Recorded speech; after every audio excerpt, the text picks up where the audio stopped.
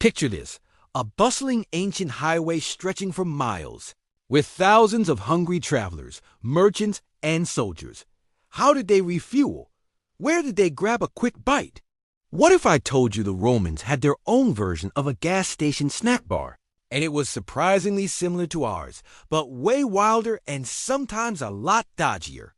The Roman Empire was huge, and it was connected by an incredible network of roads, over 400,000 kilometers of them.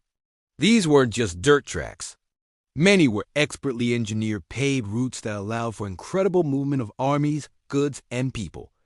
But even with amazing roads, travel was slow and tiring. A journey from Rome to Naples could take days.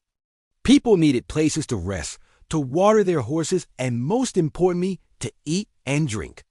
This wasn't just about convenience. It was crucial for managing a massive empire. So, just like today, where you see rest stops every few miles on a highway, the Romans built a system of roadside eateries and inns. They were absolutely essential for keeping the wheels of the empire turning. What kind of places were these Roman roadside stops? They weren't all fancy hotels. They ranged from simple food stalls to bustling inns. The most common roadside spots were called caponne or tabernae. A taberna was basically a shop, and many of them, especially those near roads, would also sell hot food. Think of it like a convenience store that also serves hot soup. A capona was more like a tavern or an inn. It would offer prepared food, plenty of wine, and often simple lodging for travelers overnight. These places popped up all along the major roads, offering a lifeline to anyone on a journey. They were the original roadside diners. So, what were weary Roman travelers actually eating at these roadside eateries? Definitely nothing fancy, but it was practical and filling.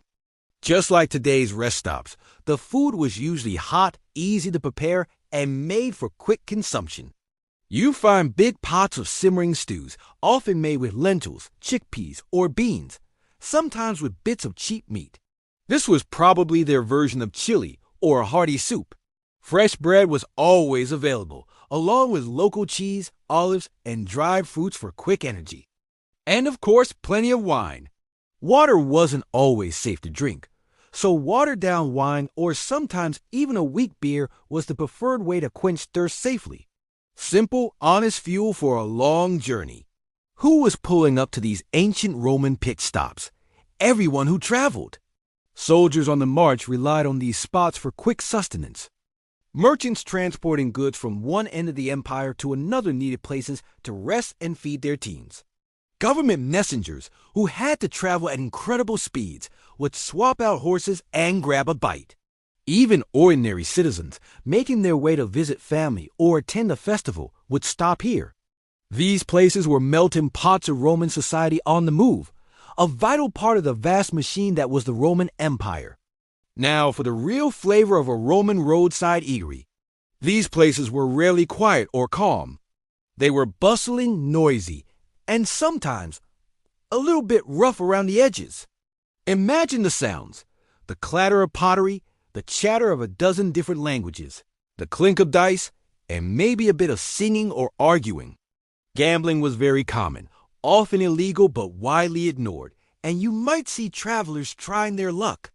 Some capone even had a reputation for being a bit naughty, with prostitution sometimes occurring. So, while they offered essential services, they weren't always the most reputable establishments. They were the gritty, real-world hubs of Roman highway life. Beyond the everyday taverns, the Romans also had a more organized system for official travelers, the cursus publicus, or public post system. Along the major roads, the government set up official rest stops called mansiones. These were like government-run motels, providing lodging, food, baths, and stable services for official messengers and imperial officials. They were usually well-maintained and safer. In between the mansiones, there were smaller mutations, simply places to change horses quickly. While not always offering full meals, they were crucial for rapid travel. These structured stops showed just how vital a robust roadside infrastructure was for managing the vast Roman Empire. How do we know all this? Because archaeologists have dug up the evidence. They found the remains of these roadside eateries all across the Roman Empire. In Pompeii, for example, we found incredibly well-preserved thermopolia that served similar food. While most roadside establishments wouldn't be as fancy, they would have had the same basic setup: counters, cooking areas, and places for people to eat. We find piles of discarded animal bones, showing what they ate. Broken pottery reveals what they cooked in and ate from. And sometimes, we even find graffiti on the walls, giving us direct glimpses into the thoughts and feelings of ancient travelers. These silent clues tell the story of Roman roadside life.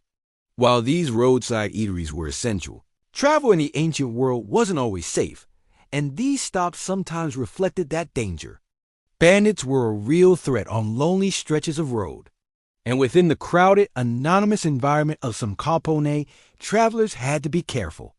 Robberies, fights, and even murder could occur.